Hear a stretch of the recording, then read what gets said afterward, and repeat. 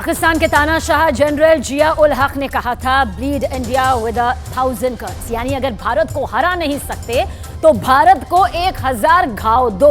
लेकिन पाकिस्तान को अब अपने ही पापों का फल भुगतना पड़ रहा है। पाकिस्तान को 1000 से भी ज्यादा घाव लग चुके हैं और पाकिस्तान में खून लगातार बह रहा है।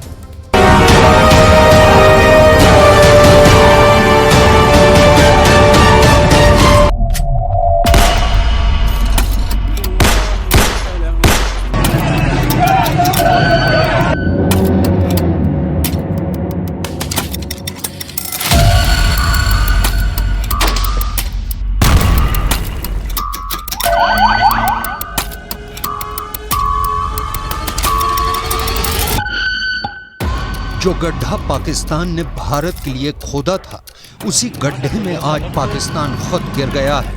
पाकिस्तान पर साल 2023 का सबसे बड़ा आतंकवादी हमला हुआ है। ये इतना बड़ा आतंकवादी हमला था कि खुदकुश हमलावर ने ट्रक के अंदर 100 किलोग्राम बारूद भरा हुआ था और बारूद से भरा हुआ ये पूरा ट्रक देखते ही देखते आर्मी बेसमेंट से जाकर टकरा गया। इसके बाद पाकिस्तान के अंदर कोहराम मच गया। बहुत बड़ी संख्या में पाकिस्तान के जवान मारे गए हैं। पाकिस्तान की सरकार मारे गए सैनिकों के आंकड़े को छुपाने में जुट गई है।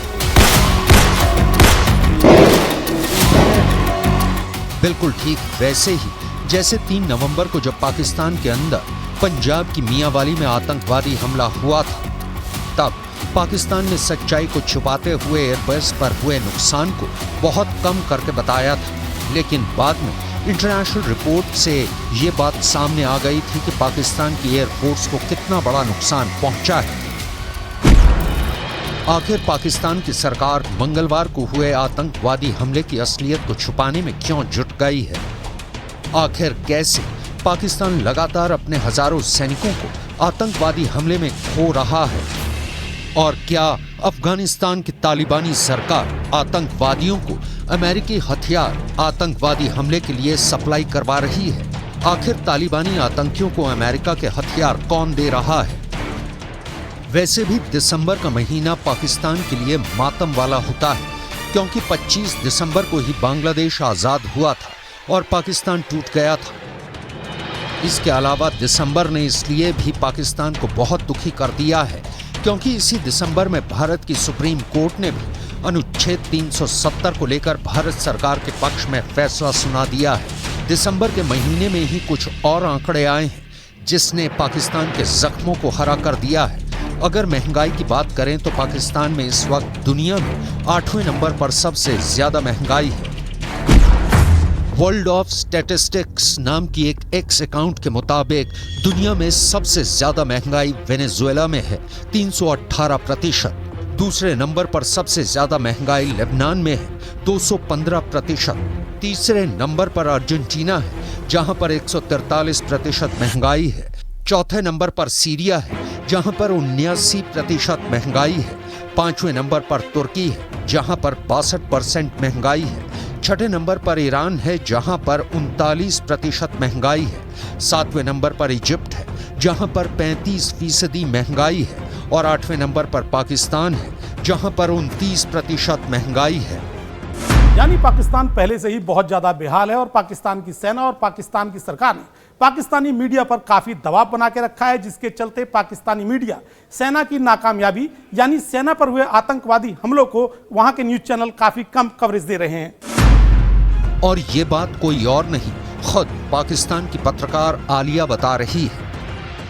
पे तो खैर जोर शोर से नहीं चल रही, बल्कि ये काफी हद तक इसको दबाए रखा गया, लेकिन अब खबरें बाहर आ रही हैं। लेकिन इंटरनेशनल मीडिया इसको कैसे ले रहा है, जिसमें रॉयटर से लेकर अल जजीरा तक ये खबर है कि पाकिस्तान में डेरा इस्माइल खान के दराबिन के इलाके में एक दहशतगर्दी का बहुत बड़ा हमला हुआ है। पाकिस्तान में क्या हुआ, कैसे हुआ? पाकिस्तान के अंदर 100 किलो वजन वाले बारूद से भरी गाड़ी ने पूरे के पूरे आर्मी बेसमेंट को कैसे हिलाकर तबाह कर दिया, ये पूरी कहानी आपको बताने वाले हैं। ये पूरा मामला पाकिस्तान के नॉर्थ वजीरिस्तान इलाके के डेरा इस्माइल खान जिले का है, जहां पर दराबन नामक एक पुलिस थाने में पाकिस्तान की फौज ने अपना ऑपरेशनल बेसमेंट बना रखा था।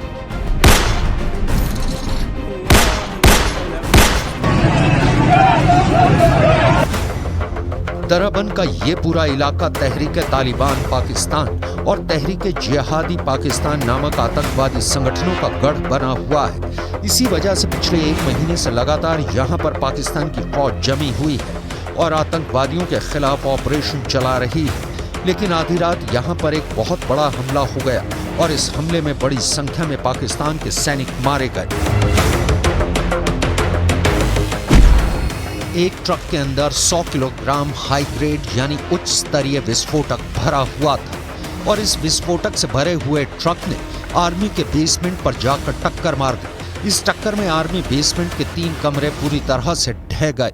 इन 3 कमरों के मलबे में दर्जनों पाकिस्तानी सैनिक दब गए।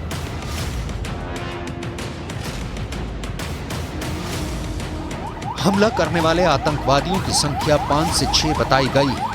इन हमलों के साथ साथ आतंकवादी पाकिस्तानी आर्मी के शिविर पर गोलीबारी भी कर रहे थे और इस गोलीबारी में भी पाकिस्तान के सैनिक मारे गए हैं। कुल मिलाकर पाकिस्तान की सेना और पाकिस्तान की सरकार दावा कर रही है कि पाकिस्तान के करीब 25 सैनिक आतंकवादी हमले में मारे गए हैं और 35 सैनिक हमले में घायल हुए हैं। लेकिन तहरीक जिहाद पाकिस्तान, जिसने आतंकवादी हमले की जिम्मेदारी ली है, उसका साफ साफ कहना है कि उसके हमले में पाकिस्तान के 80 से ज्यादा सैनिक मारे गए। लेकिन पाकिस्तान अपनी इज्जत बचाने के लिए नुकसान को कम करके बता रहा है। दरअसल आजकल पाकिस्तान के अंदर पूरा खूनी गदर मचा हुआ है।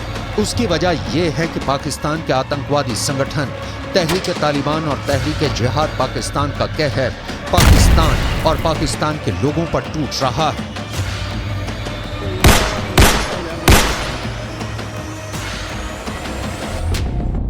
इसलिए पाकिस्तान की सेना यहां ऑपरेशन चला रही है और दराबन इलाके में ही पाकिस्तान की सेना ने 17 आतंकी सोमवार और मंगलवार को मारे थे, जिसका बदला तालिबान ने सुसाइड अटैक से लिया है। दरअसल जब से अफगानिस्तान में तालिबानियों की सरकार आई है, तब से ही तालिबान सरकार सीमा विवाद को लेकर पाकिस्तान पर लगातार दबाव बना रही है। फाटा और पेशावर समेत कुछ इलाकों को लेकर तालिबान लड़ाकों का मानना है कि ये उनके इलाके हैं और ऐतिहासिक तौर पर भी ये इलाके पहले से उनके पास ही थे। यही कारण है कि इन इलाकों को लेकर पाकिस्तान और तालिबान के बीच लगातार तनाव बना हुआ है।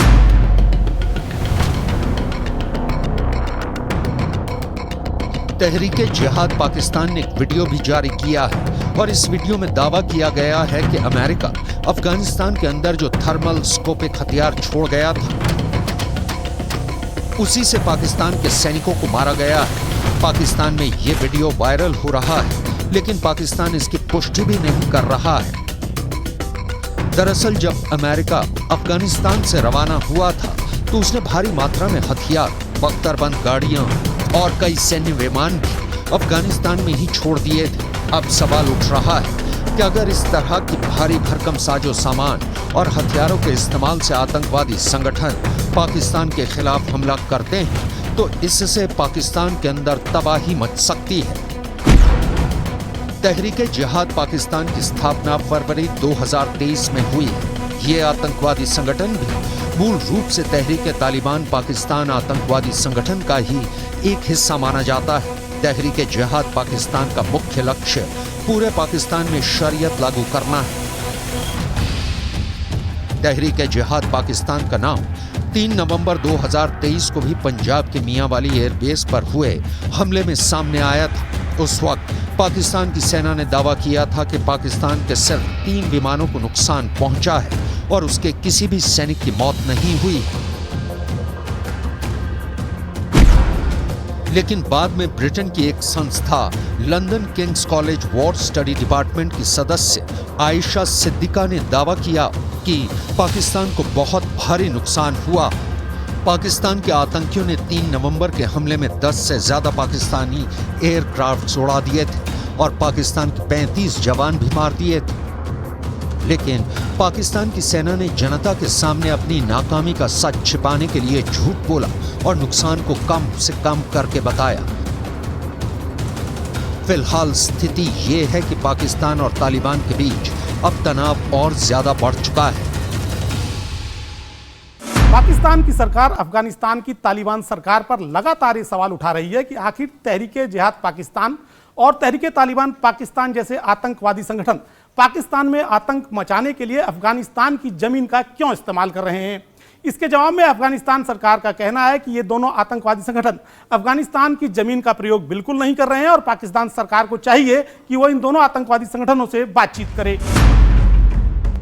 यानी अगर देखा जाए तो एक बार फिर से पाकिस्तान बहुत बुरी तरह से घिर गया है। जिस पाकिस्तान ने अफगानिस्तान के अंदर तालिबान जैसे खूंखार संगठन को पालने पोसने में मदद की थी, वही तालिबान अब पाकिस्तान को अपने दुश्मन की तरह मानकर उसे तबाह करने में जुट गया है। पाकिस्तान की सरकार और अफगानिस्तान की सरकार में मूल रूप से फर्क विचारधारा का है। दरअसल पाकिस्तान की तालिबानी सरकार पूरी तरह से शरीयत पर चलती है, जबकि पाकिस्तान में शरीयत को आज भी सख्ती से नहीं लागू किया गया है और ये आतंकवादी संगठन पाकिस्तान के अंदर किसी भी तरह शरीयत को लागू करना चाहते हैं। इसके अलावा पाकिस्तान और तहरीक-ए-तालिबान पाकिस्तान जैसे आतंकवादी संगठनों के बीच तनाव की एक और बहुत बड़ी वजह पाकिस्तान के अंदर मौजूद अफगान शरणार्थियों का मुद्दा भी है। पाकिस्तान के अंदर अभी लाखों की संख्या में अफगान शरणार्थी मौजूद हैं। पाकिस्तान ने इन सभी अफगान शरणार्थियों को पाकिस्तान से बाहर करने का अल्टीमेटम जारी कर रखा है।